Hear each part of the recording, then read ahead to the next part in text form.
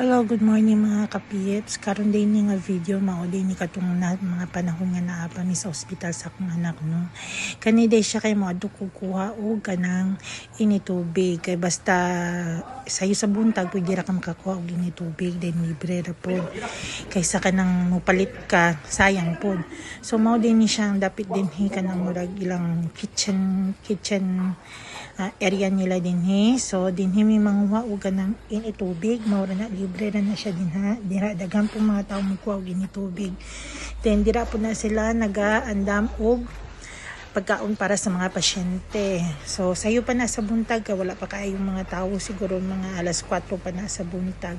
Mao din yang ilang area karon din ni ila na ning gi-renovate. So una kay lahi jud kay ni dinhi.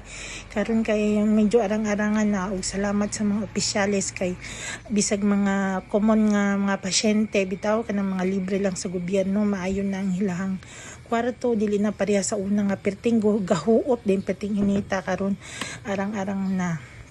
Ug mao din na dapit diay ang kwarto sa akong anak. Salamat sa paglantaw.